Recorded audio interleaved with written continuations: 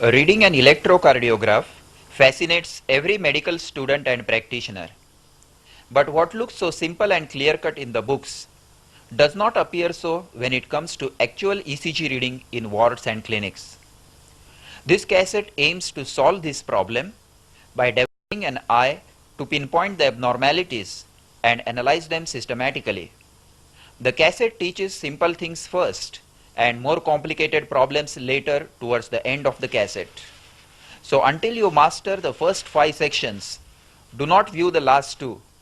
Study each section individually through rewind and replay and master it before proceeding to the next. Now let us begin with an introduction to the PQRST terminology. This is the terminology used to describe the various waveforms of an electrocardiographic tracing. The first wave is the P wave, which represents depolarization and contraction of the atria. The next is the QRS complex, which represents the depolarization and contraction of the ventricles. It is followed by the T wave, representing repolarization of the ventricles. The repolarization of the atria is not recorded on the routine electrocardiograph. Sometimes another small upright wave follows the T wave and is termed as the U wave. Now coming to the QRS complex, the initial downward deflection of the QRS complex is termed as the Q wave. It may or may not be present.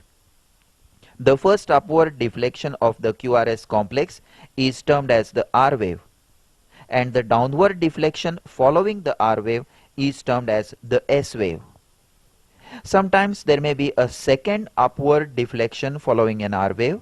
It is termed as R dash wave. And if a downward deflection occurs after R dash wave, it is termed as S dash wave. Now we shall see a few QRS complexes to understand the terminology better. Here we see a small R wave and a deep S wave, an RS pattern. This is a tall R wave and a deep S wave, another RS pattern. And this is a tall R wave and a small S wave, again an RS pattern. You must have noted by now that prominent waves are written in capital letters and small waves in small letters. This is a R pattern with no Q wave, no S wave. In this complex we see a small Q wave, a tall R wave and a small S wave, a QRS complex. And in this complex there is only a downward deflection, no R wave.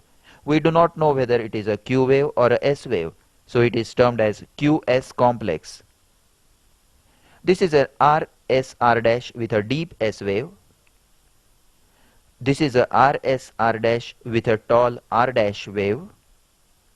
This is a RR dash pattern, and this is RR dash S dash pattern.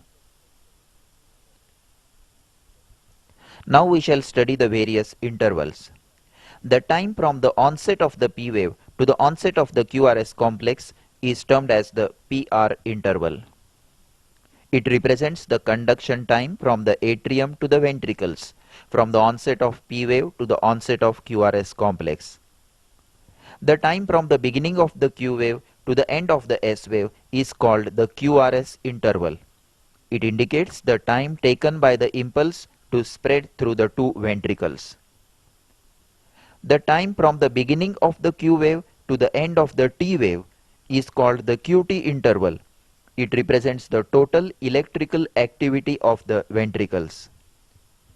The line between the QRS complex and the T wave is termed as the ST segment, and the point of junction between the QRS complex and the ST segment is called the J point. The time interval from the apex of one R wave to the apex of next R wave is termed as the RR interval.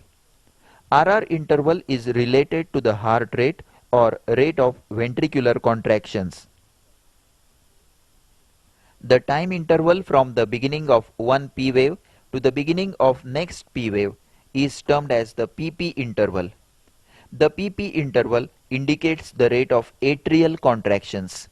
Under normal circumstances, the RR interval and the PP interval are both equal.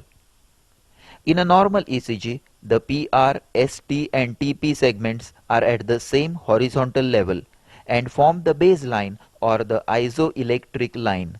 The amplitudes of all the waves are measured from this line.